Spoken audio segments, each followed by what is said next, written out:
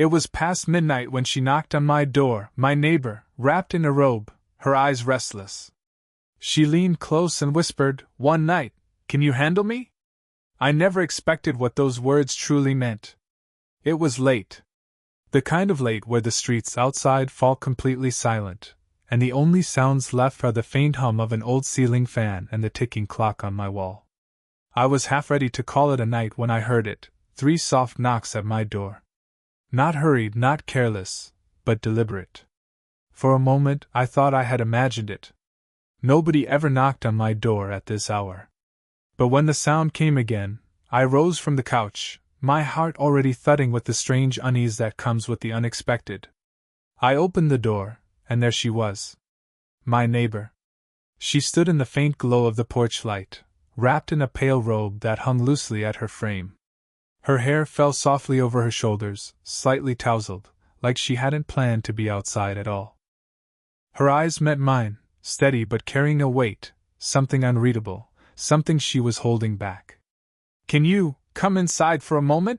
she asked, her voice low, almost as if she was afraid of being overheard, even though the street was deserted. There was something in the way she said it, more than just words. A subtle quiver beneath her composure. The kind of voice someone uses when they're caught between courage and hesitation. I hesitated too, just for a heartbeat. The night air brushed cold against my bare arms, while the soft warmth spilling from her open doorway beckoned me forward. It felt like a threshold, not just of space, but of something else I didn't yet understand. I nodded quietly and stepped across. The moment I entered her home, I was wrapped in a very different kind of silence. The outside world, dark, still, and distant, disappeared behind me. Inside, the air was warmer, laced with the faint scent of chamomile tea and something softer, something that felt distinctly her. A single lamp cast a dim golden glow across the living room, stretching long shadows along the walls. She closed the door gently, as though sealing us into that fragile, private moment. Neither of us spoke for a few seconds.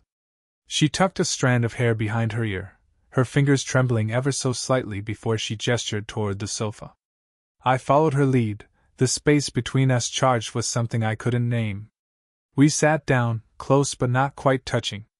My knee brushed the edge of the coffee table, and I noticed hers, drawn inward, as if folding herself smaller. The robe shifted slightly at her shoulder, and she adjusted it with a quiet sigh. The ticking of the wall clock grew louder, filling the pauses between us. I looked at her, really looked, and saw it, the quiet storm in her eyes, the conflict of a woman who had something she needed to say but wasn't sure if she dared. And as I sat there, waiting, I realized, whatever had brought her to my door this late at night, it wasn't simple. It wasn't casual. It was something far deeper. The first thing I noticed once we were seated was how quiet her house felt. Not the kind of quiet you get when you're alone, but the kind that's heavy, almost deliberate.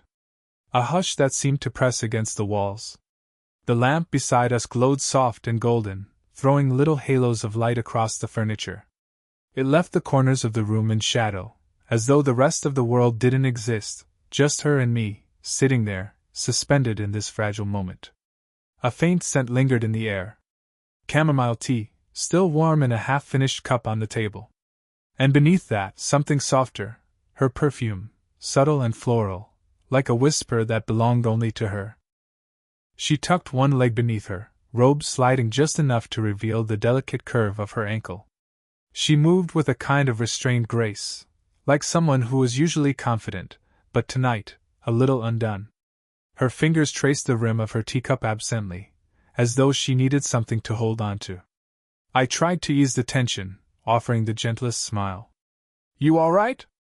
I asked, keeping my voice low, careful not to break whatever delicate thread was holding the moment together.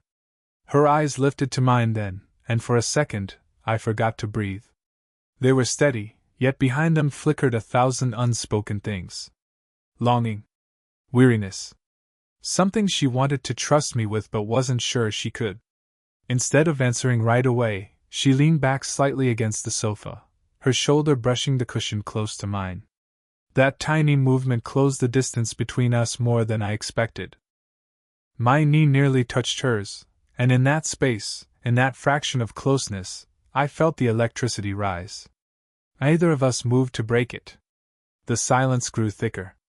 The clock ticked on the wall, its rhythm echoing like a heartbeat that wasn't mine. My senses sharpened, the warmth radiating from her body beside me, the faint brush of fabric as she shifted her robe, the way her breath caught when our eyes lingered too long on each other.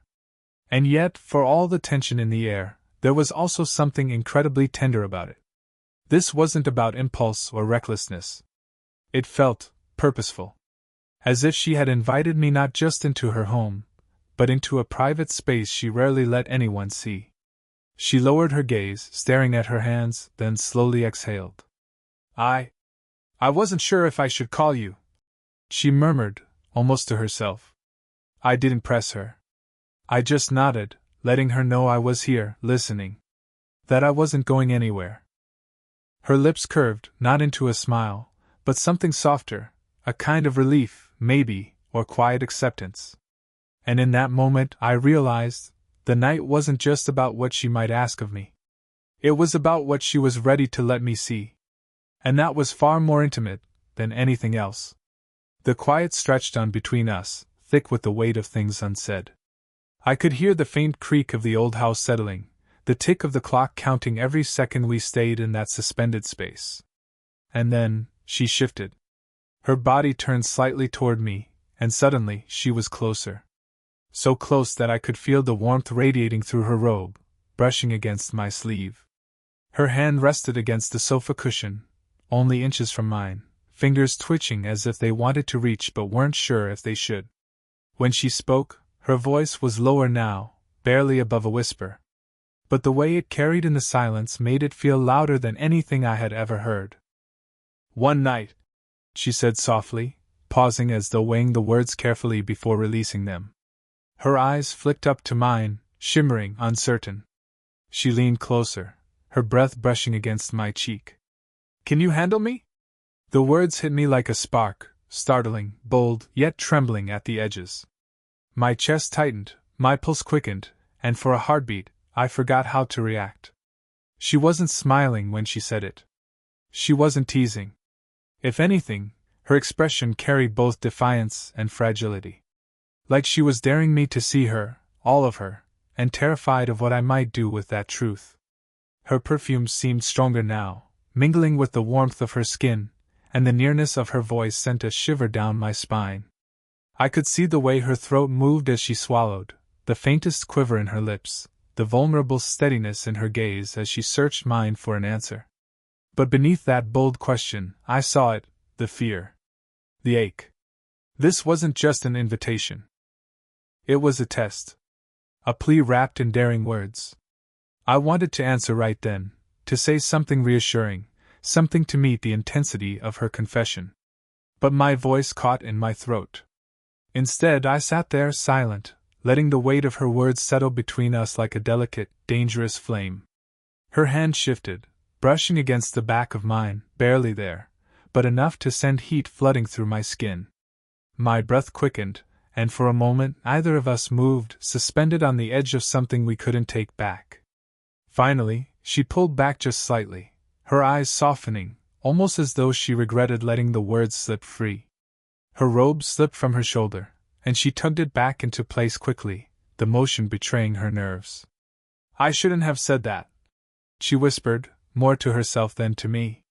But her eyes stayed locked on mine, wide and searching, begging me to understand. And in that moment I realized, she wasn't asking for recklessness. She was asking if I could carry the weight of her trust. If I could see her not as a fleeting desire, but as someone who still longed to be noticed, to be wanted, to be held. And that question was far more powerful than the words she whispered. Her words still lingered in the air. "One night, can you handle me?" But it was the silence that followed that pressed heavier on my chest. She had pulled back slightly, retreating into herself, her fingers tightening around the edge of her robe like a shield. For the first time since I stepped into her home, I noticed a faint tremble in her hands. I let the pause stretch, giving her space, letting her decide if she wanted to fill it. And she did. Her eyes flickered away from mine, settling on the lamp beside us, as if she couldn't quite bear my gaze while she spoke. "You probably think I'm ridiculous," she said quietly, a small, unsteady laugh escaping her lips. "Saying something like that. I don't even know why I put it that way." Her voice cracked, just a little, and that was when I saw it, the fracture in her composure, the hidden fragility beneath her confident exterior. She wasn't testing me with a playful challenge. She was testing me with her heart. She drew in a shaky breath and pressed on. "Lately, I've felt invisible. Like I could be standing in a room, talking, laughing, existing, and no one would notice. People look past me. Or worse, through me. And tonight, when I knocked on your door, I wasn't trying to be bold. I wanted to know if anyone could really see me anymore." The raw honesty in her voice rooted me to the spot.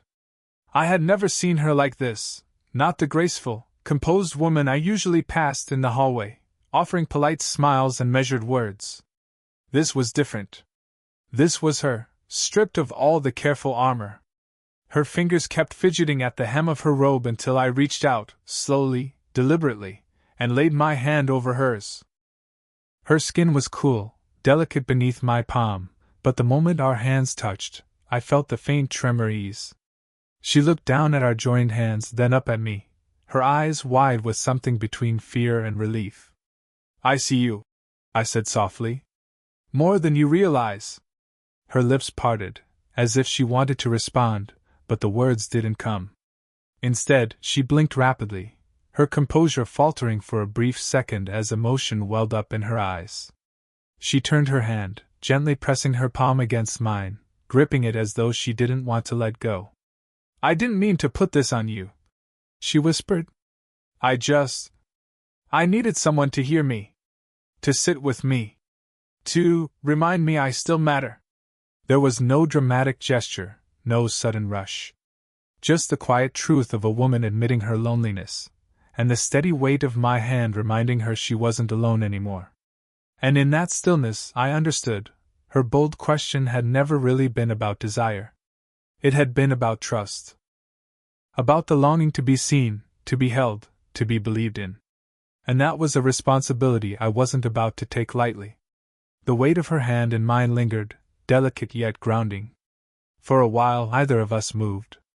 It felt as though the smallest shift could shatter the fragile space we built together. Her thumb brushed lightly against my palm, perhaps unintentionally, perhaps not, and that single, feather-soft movement sent warmth climbing up my arm. I didn't tighten my grip, but I didn't let go either. We just sat like that, the room wrapped in silence except for the faint hum of the refrigerator in the kitchen and the steady rhythm of our breathing. She shifted closer, almost unconsciously. Her knee brushed mine, a gentle contact, fleeting yet undeniable. The robe she wore brushed against my arm, its fabric smooth, carrying with it the faint warmth of her body. She leaned back into the sofa, and in doing so, her shoulder found mine, light, hesitant, but there. I felt it then, that unspoken current flowing between us. Not loud, not dramatic, just steady, pulsing, undeniable. I turned slightly, my eyes tracing the delicate line of her profile in the lamplight. The soft glow highlighted the curve of her cheek, the faint tiredness in her eyes, and the quiet strength etched into every line of her face. She must have felt my gaze because she turned too, and suddenly our eyes locked. It wasn't a fleeting glance. It was a held one. Long enough for the air between us to thicken, long enough for my heartbeat to stumble, long enough for her lips to part as though she might speak, yet no words came. Her breath hitched. So did mine. And then she smiled. Not wide, not practiced, but small, almost private. A smile that said she knew the closeness was dangerous, yet she couldn't pull away. I couldn't either. Her free hand, the one not entwined with mine, lifted to brush a loose strand of hair from her face. But instead of tucking it behind her ear, she let her fingers linger for a second at the edge of her cheek, as though shielding herself. I wanted, badly, to reach out, to tuck the strand for her, to feel that soft weight of hair between my fingers. But I didn't. Not yet. Instead, I leaned a fraction closer, enough that the faint scent of her perfume enveloped me, enough that I could feel the warmth radiating from her skin. The closeness pressed at my restraint, begging me to close the gap. The silence grew almost unbearable, a delicate tension that filled every inch of the room. Finally, she whispered, almost inaudible, "This feels strange." I swallowed, my voice low, steady. "Strange, but right." Her eyes softened at that, glimmering in the lamplight. She didn't move away. If anything, she let her head drift slightly toward me, as though the space between us had grown too heavy to maintain. And in that suspended moment, with nothing more than a shoulder brushing mine and her hand nestled in my palm, I realized something simple and undeniable. We were already closer than either of us had intended to be. The nearness between us grew heavier by the second, a fragile balance either of us seemed willing to break. Her hand still rested in mine, her fingers curling just enough to hold me there, to keep me from drifting away. Her breathing had changed. Softer now, uneven at the edges, like she was trying to steady herself but couldn't quite manage it. Every time her shoulder brushed against mine, the warmth of it sank deeper, until I couldn't tell where my body ended and hers began. Then, without a word, she let go of my hand. For a brief second, I thought she was pulling away. My chest tightened, ready for the distance, ready for the wall to rise again. But instead, she shifted closer. Slowly, carefully, she leaned into me until her head found my chest. The motion was so unguarded, so vulnerable, that for a heartbeat I didn't move at all, afraid of breaking the spell. Her cheek pressed softly against me, the warmth of her skin seeping through my shirt. Her hair brushed against my chin, carrying that faint floral scent I'd noticed earlier. And then, she sighed. A quiet, weary exhale that sounded like she had been holding it in for far too long. My arm moved on instinct, wrapping gently around her shoulders. I pulled her in, not tightly, not possessively, but with the quiet certainty of someone who wanted her to feel safe. My hand rested against the curve of her arm, my thumb brushing slowly over the fabric of her robe. She melted into me. That's the only way I can describe it. As though the weight she carried had finally found a place to rest. I felt her body relax against mine, her breathing fall into rhythm with my heartbeat. For a long time, neither of us spoke. There was no need. The embrace said everything words couldn't. When she finally whispered, her voice was muffled against my chest. "I just needed someone to hold me." The honesty in those words cut straight through me. She hadn't called me here for games, or for bold declarations. She had called me because she was tired of holding herself together in silence. I lowered my head slightly, my chin brushing the crown of her hair, and whispered back, "I'm here." Her hand slid across my chest then, not searching, not demanding, just resting, as though she wanted to feel the steady thump of my heartbeat beneath her palm. And when she found it, I felt her shoulders ease even more, her body growing heavier in my arms. I held her tighter, not enough to cage her, but enough to let her know she wasn't going anywhere alone. And in that quiet embrace, something shifted between us. The tension of earlier gave way to something warmer, something deeper. This wasn't about temptation. This was about comfort. About trust. About a woman who finally let herself be seen, and a man who promised, silently, that he wouldn't look away. At some point in the night, the silence carried us into stillness. The world outside her windows had gone completely dark, and the only thing that existed was the steady rhythm of her breathing against me. I didn't remember when her hand slipped from my chest to my fingers again, but there it was, loosely entwined, resting between us. My arm was still around her, cradling her against me. Neither of us had moved for hours, and yet, it hadn't felt long at all. When the first light of morning crept through the curtains, it was gentle, golden, almost hesitant, as if it didn't want to disturb us. The faint rays brushed against her face, and I watched as her eyelids fluttered, the soft glow catching in her hair. She stirred, blinking slowly, and then she looked up at me. For a moment, she seemed uncertain, like she wasn't sure if what happened last night was real. But then her gaze softened, and the faintest smile touched her lips. Still here, she murmured. Her voice was husky from sleep, but there was something lighter in it. Relief. Gratitude. Still here, I echoed, giving her hand a gentle squeeze. She sat up slightly, brushing her hair back from her face. The robe slipped at her shoulder again, and she tugged it back into place with a soft laugh, almost shy.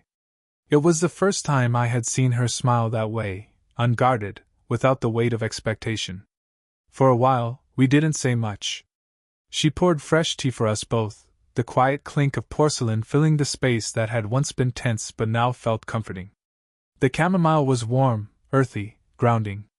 We sat side by side, the morning light painting everything softer, calmer, as though the night had reset something inside her. When I finally stood to leave, she followed me to the door. Her robe trailed gently behind her, and her bare feet padded quietly across the floor. She stopped just a step away from me, her hand resting lightly on the edge of the doorframe. Our eyes met, and there was no tension now, no unspoken challenge. Just an understanding, something fragile yet steady, that hadn't existed before. "Thank you," she whispered. Two simple words, but they carried the weight of everything she hadn't been able to say last night. I wanted to tell her that she didn't need to thank me. That holding her, sitting with her, seeing her, it hadn't been a burden. It had been something I hadn't realized I needed to. Instead, I just nodded, offering a small smile. "Anytime," I said. And I meant it. She returned my smile, her eyes shining not with the vulnerability I had seen before, but with something stronger. Something steadier. And as I stepped back into the quiet morning air, I knew one thing with certainty: the night hadn't been about one fleeting moment, or one whispered question. It had been about two people finding each other in the stillness, and realizing neither of them had to face it alone anymore.